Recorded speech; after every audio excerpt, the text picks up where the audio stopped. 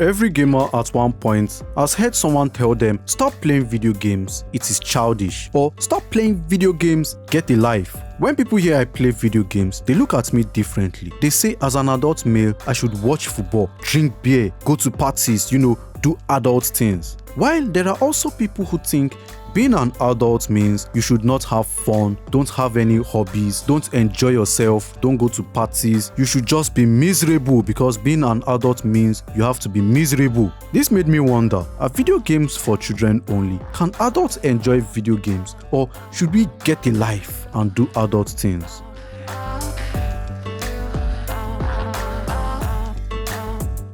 What inspired me to make this video was this tweet I saw from this person, Kennedy Hall. The tweet says, the problem with video games is mainly that they are juvenile. When a child plays make-believe with his friends, this is a playful stage he grows out of. When a grown man plays video games, he is playing make-believe with his friends like a stunted child. If a grown man plays make-believe with a child, then he taps into a childlike state for the sake of the child. If he were to act the same way with a grown man, it would be disordered. Imagine trying to dictate how other people enjoy or entertain themselves. This person is basically saying, how dare you have fun in ways I don't approve of? How dare you have a hobby I don't understand or know absolutely nothing about? How dare you enjoy something I don't like? How dare you? This person is in the camp that says video games are for children and gamers should grow up and get a new hobby. Meanwhile, there are other people in this other camp who say video games are too violent, they cause violence, and children should not play video games because it makes the children violent. Oh, won't somebody please think of the children? So, are video games for children, or are video games too violent for children? Clearly, video games can be enjoyed by everyone. There are games for children, there are games for adults, and there are games for both. Video games now have rating systems like the Entertainment Software Ratings Board, or the ESRB, which clearly separates games for children and for adults. What do you want? Oh, you already know the answer to that. This person's argument is that video games are a form of escapism. We play make-believe by pretending to be the hero in a fictional world. We conflate being a hero in a game with the real world. But everybody plays make-believe one way or the other when engaging or interacting with some forms of art. Sometimes when you read a book, the book is so immersive, you imagine yourself as the protagonist or the hero of the book. Or some movies and books are so good, you go on an epic adventure with the protagonist. Books like The Lord of the Rings would make you feel like you were part of the Fellowship of the Ring because of how adventurous the books are. Even the movies would take you on this epic adventure. So yes, even movies and books have some make-believe elements. Art is supposed to make you feel something. Sometimes the author or creator of that form of art wants you to play make-believe. They want you to get lost in your imagination. They want you to get lost in this fantasy world that does not exist. They actually want you to escape reality. So, video games are not the only art form that makes us play make-believe. We just do it differently while interacting with other forms of art. Different forms of art have different ways we interact with them. The way we interact with music is different from how we interact with movies. The way we interact with movies is different from how we interact with books. The way we interact with books is different from how we interact with video games. But they are all different forms of artistic expression. Apart from playing make-believe, he said when we read about heroes, we are humbled by their story. But if we play it in a game, we have already assumed the role of a hero. Video games have amazing stories, characters, and heroes. Some of us are usually quite humbled by the heroes we play as. For instance, we play as Commander Shepard in Mass Effect, but we are humbled by his achievements. Even if we play as Commander Shepard, if we play as the character, it is still Commander Shepard's story. We are just blessed with the privilege to go on the adventure with him. Same thing with Master Chief from Halo. It is still Master Chief's story. We are just blessed to be the one to take him on that adventure. We are just blessed to be on that same adventure with Master Chief. So, because we assume the role of the hero in the game does not mean we are diminishing the effect of that hero or the effect the hero has on us. No. Many of us respect a lot of the game characters we play as. Well, you're doing a good job, Cooper. As far as I'm concerned, you've earned your pilot certification. I don't understand why someone is worried about how someone chooses to enjoy themselves. As long as it is legal and as long as they are not hurting anybody, how is it my business? Who am I to judge? If someone wants to watch a paint dry and watching a paint dry is entertaining to that person, who am I to judge? Some people watch sports, some people play sports, some people go hiking, some people watch movies, they read books, some even do some daredevil adrenaline junkie stuff like skydiving, extreme sports, or all those very extreme things for fun. That is how they choose to entertain themselves.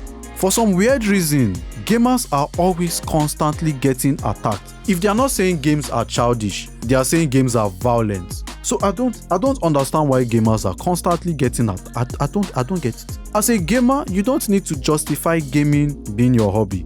Some people think playing video games mean we don't do anything else with our lives. We sit and game all day. They think we don't go to work, we don't have any responsibilities. We just game and game our lives away. That is not the case. Yes, there are people who are addicted to video games, but they don't represent the entire gaming community. Let us take football for example. I have seen people argue and even become violent because of football. I have even seen this case where a man killed his wife because she would not let him watch football. What I am trying to say is that in every group there are extremists. I won't say because a man killed his wife because of football, all football fans are violent. People just want to have fun and have a good time. People just want to rest and relax after a hard day's work. Let them have their fun as long as the fun is legal. If they are not doing anything illegal and if they are not hurting anybody, how is it your business? I think one of the reasons why people think video games are childish or people think video games are for children is because of how video games looked like in the 80s and 90s. Video games were pixelated. Video games had this 8-bit sound and it actually sounded childish. I mean, look at how Mario was.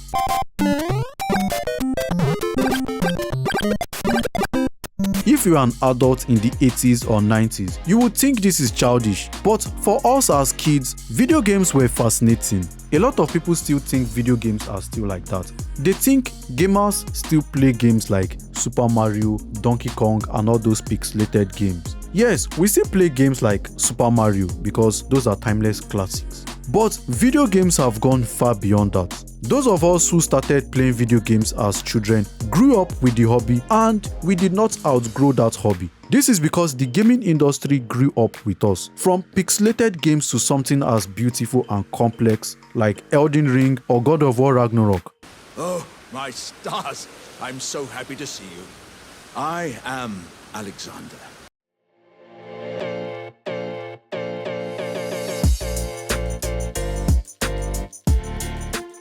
Video games are not just for children because they provide a wide range of experiences and advantages that appeal to individuals of all ages. People of all ages love playing video games for the following reasons.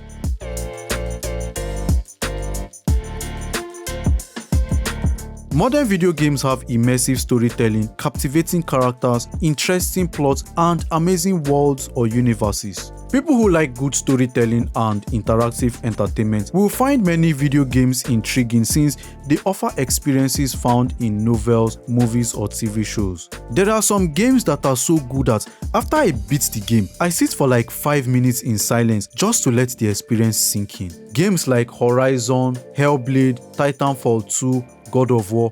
After I beat games like that, I sit down for some time and I'll just be like, God damn, this game is good.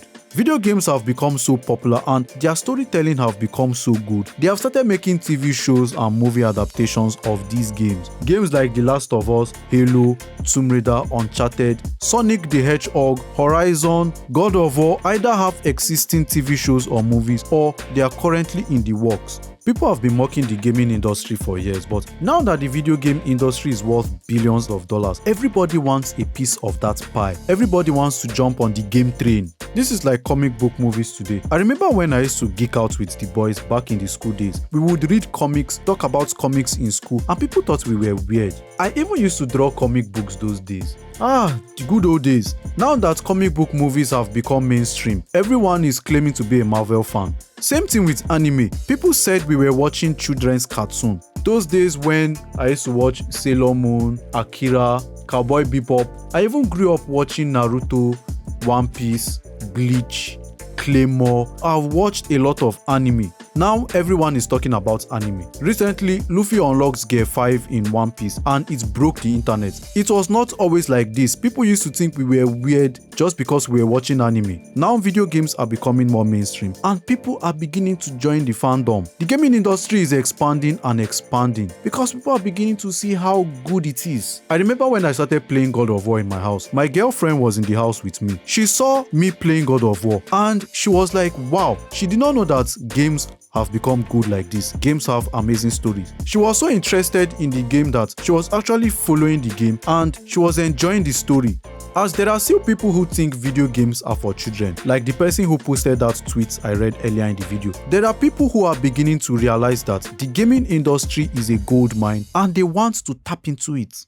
I think there's still a large portion of people out there that are stuck in lollipop Narnia fantasy land when it comes to how big the video game industry is. A lot of people still seem to think that it's some kind of grassroots, underground hobby. It's not mainstream, so they'll get a smile on their face when they see video games referenced anywhere in the world because they think it's like an underdog story, when that couldn't be further from the truth. The video game industry since 2020 has done more annual revenue than the movie and music industry combined, and it's not even close. In 2020, there was over 159 billion clams generated by the video game sector of the entertainment industry, and that number has only continued to grow exponentially. An astronomical explosion here from video games. So you're not exactly some kind of rare specimen if you happen to be an avid gamer. You're part of the largest industry in the entertainment space.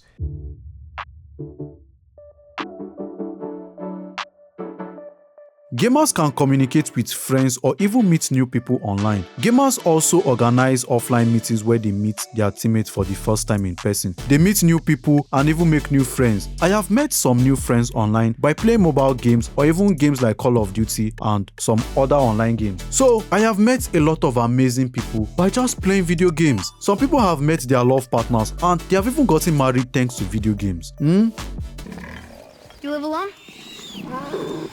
It's better this way. Yeah, my father doesn't like people either. Boy. Well, you don't.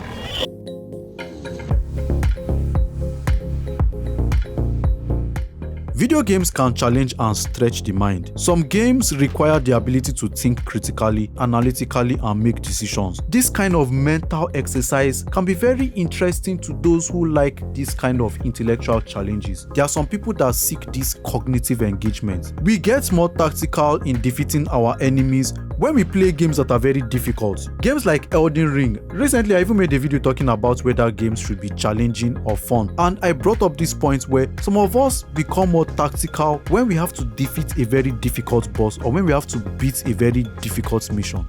Games with complex puzzles like Tomb Raider, Prince of Persia, and even Hellblade makes us think outside the box to solve problems.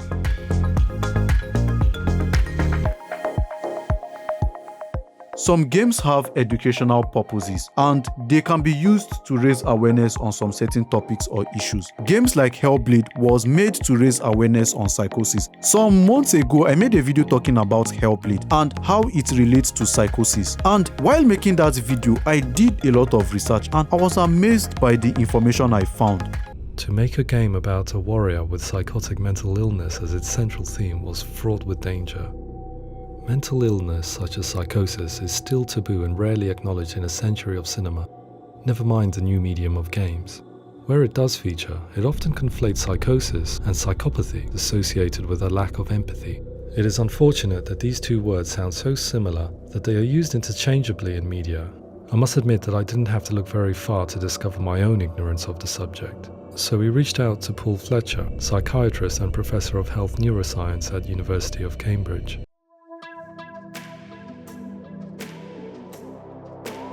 Video games are a unique medium that combines visual arts, storytelling, and interactive elements. Many adults appreciate the artistic and creative aspects of video games, such as stunning visuals, captivating soundtracks, and immersive worlds. Just as movies have engaging stories, amazing soundtracks, captivating characters, video games also have stunning visuals, captivating soundtracks, immersive worlds. It's just that the way we interact with these art forms are different. So because the way we interact with these things are different does not mean one is better than the other. Movies and games are two different forms of art. Books and games are two different forms of art. So for this guy to say watching movies is better than playing video games or reading books is better than, I don't know what the hell this person is talking about. They are forms of art, and they are a form of artistic expression. I am an artist and I love art. I am drawn to art.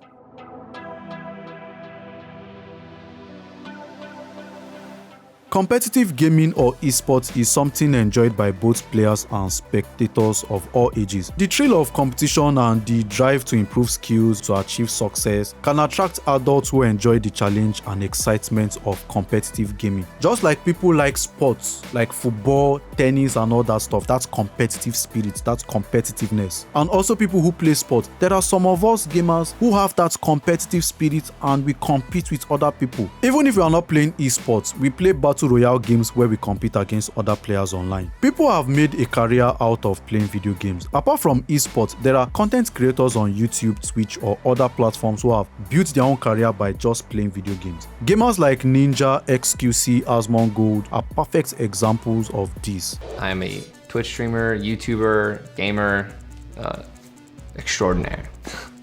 Ariel, can you guys hear me? Streaming, to me, it's just broadcasting either yourself or gaming footage to an audience, and it's something that I enjoy, and being able to bring joy to others doing something that you enjoy is honestly like, it's a miracle really to be able to do something like that.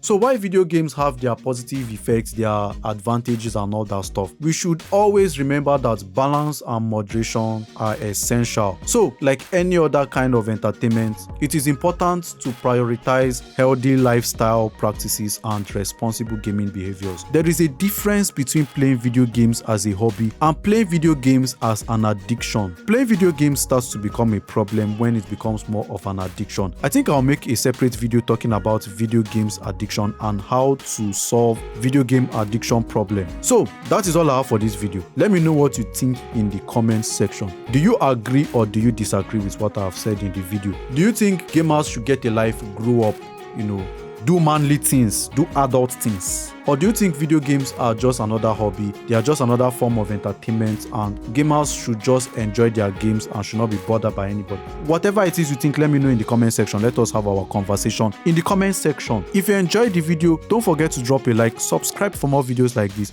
share the video, and I will see you in the next video.